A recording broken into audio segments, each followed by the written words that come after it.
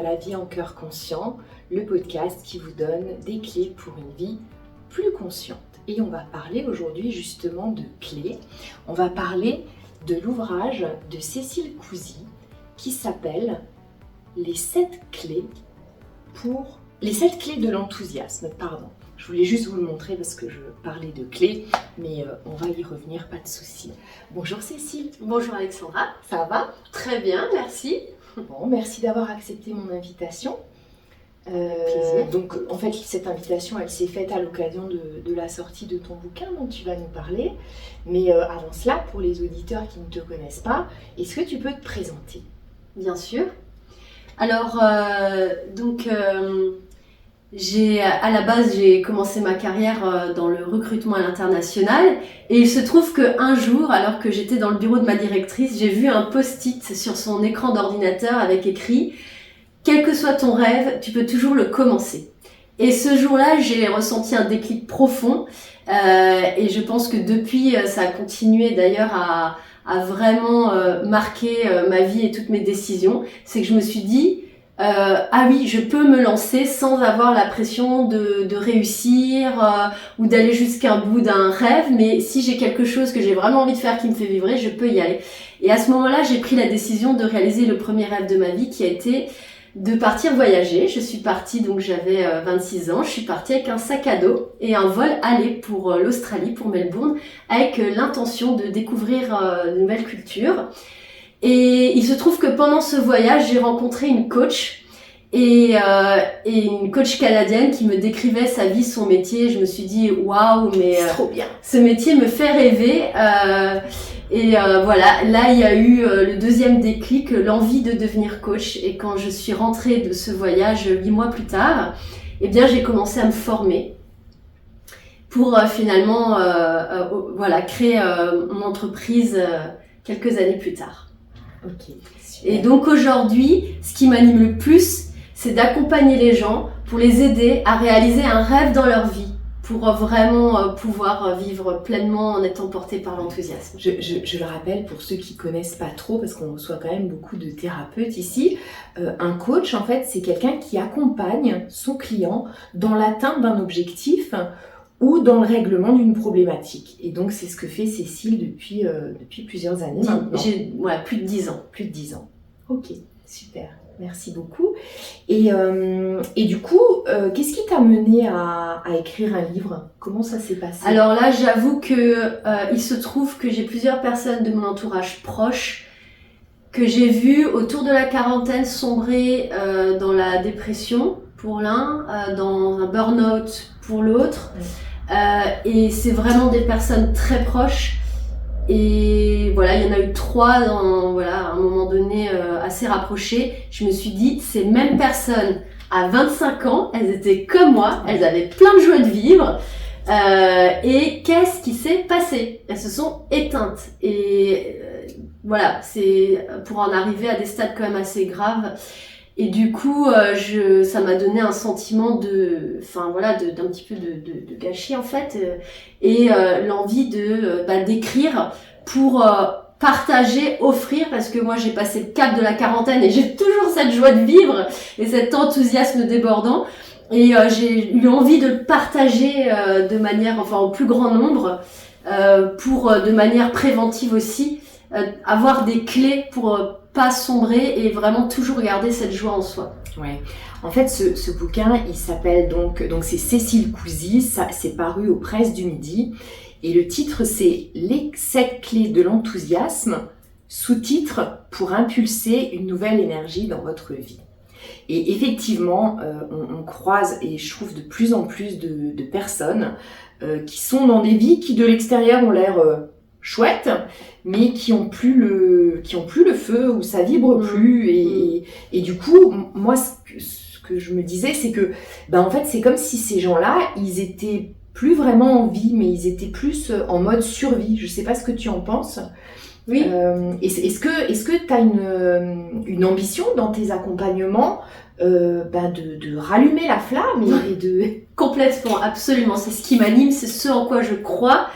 Et je pense que le conditionnement parfois de l'éducation, de ce que la société nous renvoie comme étant une réussite, fait qu'il y a beaucoup de personnes qui s'éteignent petit à petit parce qu'ils se sentent ils sont tellement formatés à vivre, à vivre une vie qui répond à des attentes, qu'ils ne sont plus à l'écoute en fait de ce qui les fait vibrer. Et je dois dire même que j'interviens à l'université et je vois les jeunes qui sont surpris quand on leur pose la question « Qu'est-ce qui vous fait vibrer ?» Qu'est-ce qui vous met de la joie? Est-ce que vous avez un métier auquel vous pensez, qui vous donne le sourire, qui vous donne envie? Les jeunes sont étonnés parce que dans leur état d'esprit se disent il faut que je passe mon diplôme et il faut que j'obtienne un CDI dans une bonne entreprise. Ils ont pas le sacro-saint CDI. Oui, il y a pas cette recherche de la flamme, de quelque chose qui vibre, de rencontrer des personnes inspirantes. Donc c'est en fait ça part déjà de l'éducation. Clairement, je trouve que tu as complètement raison. Juste pour revenir à cet ouvrage, en fait, le sentiment que j'ai eu quand je l'ai parcouru, c'est qu'en fait, c'est un guide qui va vous permettre d'accéder à son soi authentique. C'est peut-être même un guide pour certaines personnes qui se sentent éteintes et sans projet dans leur vie. Ça peut être, il y a plusieurs outils, hein, tu absolument, vas peut-être très gentillesse de nous en livrer un, mais il y a des outils qui vous permettent en fait de trouver votre mission de vie, de trouver qu'est-ce qui vous fait vibrer justement, et cet enthousiasme dont parle Cécile et qui parfois nous manque et qui font que on peut être ça peut nous mener au burn-out ou en tout cas à pas être heureux, vraiment heureux, parce que être heureux, c'est pas juste ce que la société veut bien nous faire croire, hein, on est bien d'accord. Donc voilà, je vous conseille ce livre. Voilà. Alors, pour rester sur le bouquin, donc on en a 7 des clés. Par quoi on pourrait commencer, Cécile? Ou par quoi on pourrait commencer? C'est quoi comment dire, la chose qui te paraît importante? Ou alors je vais peut-être pas te poser la question, mais j'ai mon idée de ce que tu aimerais répondre. Est-ce que tu accepterais de partager avec nous la diète mentale? Absolument. Alors il y a une clé qui est en fait basée sur l'enseignement du professeur Shirzad Chamine, qui a fait un énorme travail. Donc c'est un Américain qui a fait un énorme travail sur l'intelligence positive. Et il y a des études scientifiques qui ont prouvé que quand on passe plus de 75% du temps de notre vie éveillée dans des émotions qui nous portent, donc ça peut être la joie, mais ça peut aussi être la curiosité, l'empathie, la paix intérieure, la sérénité, voilà, toutes ces émotions dans lesquelles en fait on a accès à toutes nos attitudes. Au-delà de 75% du temps, on est comme porté dans un cercle vertueux, vraiment très agréable, on est toujours un peu comme tiré vers le haut.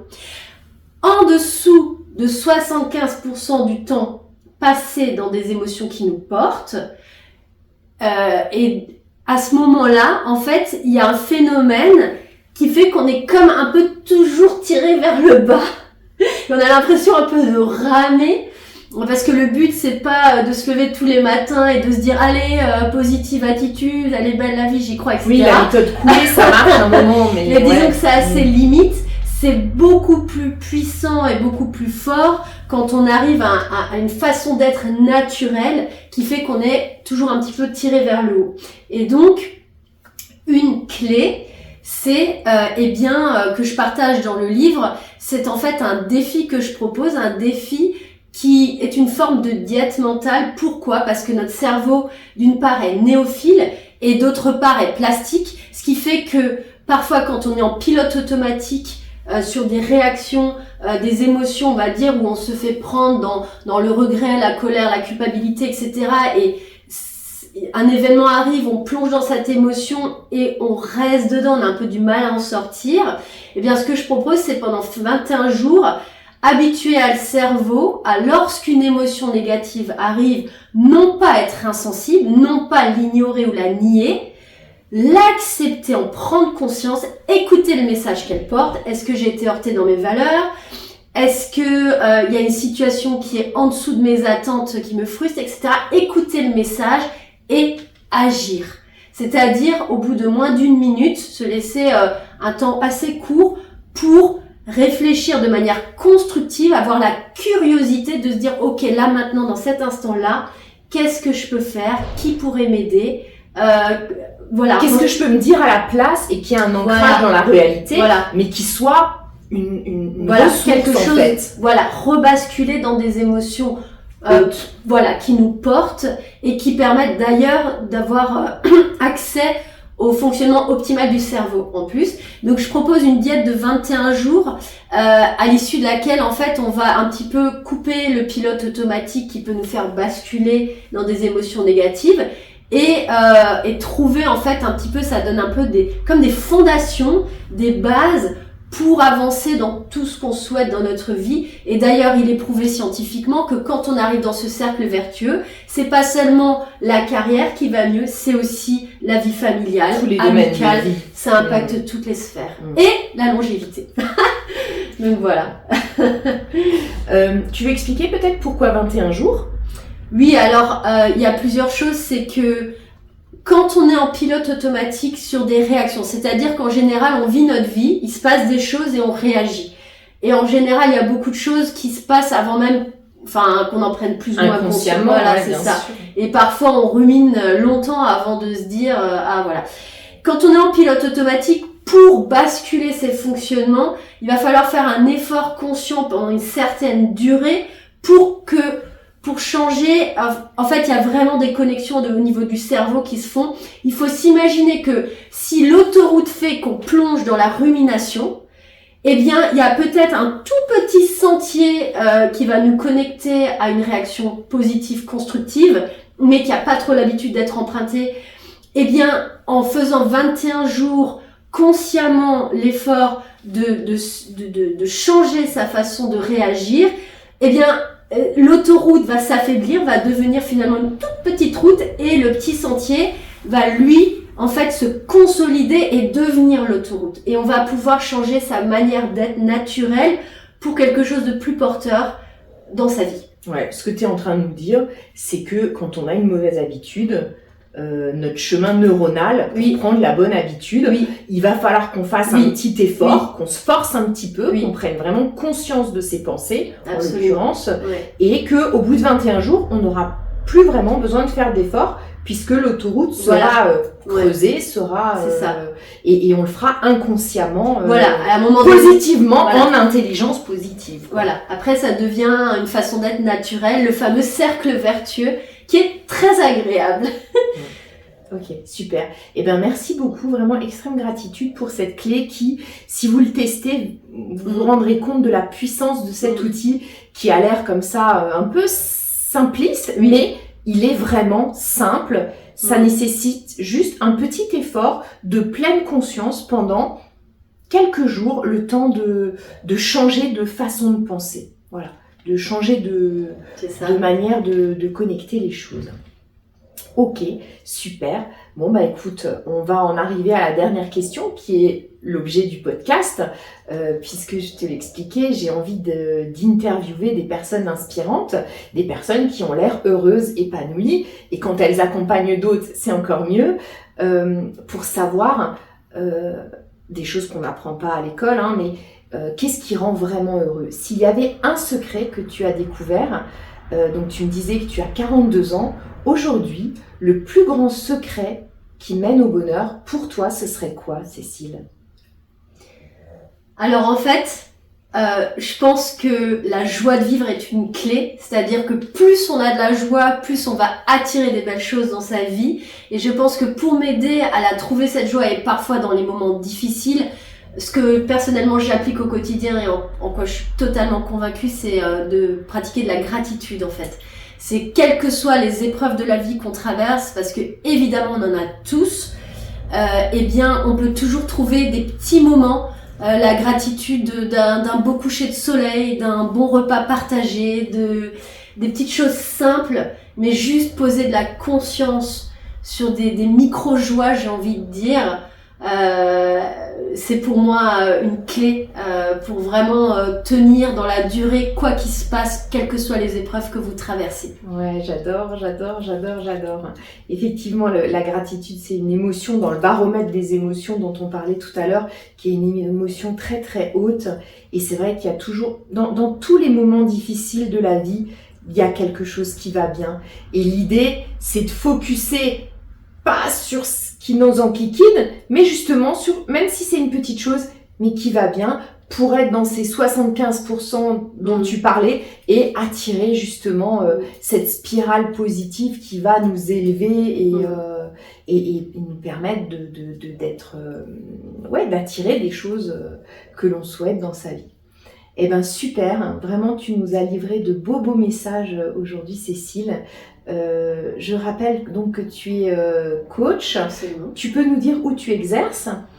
Alors, je suis basée dans le Haut-Rhin. Après, je travaille beaucoup en visio. Je propose aux personnes qui souhaitent, pour garder l'élan, des formats de réunions hebdomadaires en visio qui permettent à ce que souvent les personnes que j'accompagne partent dans des stratosphères, mais quelques années plus tard, elles me disent « Ah, c'est dur à tenir quand même !» Et c'est vrai, c'est dur à tenir. Donc, je propose des réunions hebdomadaires en visio pour garder l'élan. Et donc je travaille aussi en visio dans l'accompagnement individuel. Super, eh ben, merci beaucoup. Je vous souhaite à tous une belle fin de journée. Et puis, je vous dis à bientôt. Merci. Au revoir. Au revoir.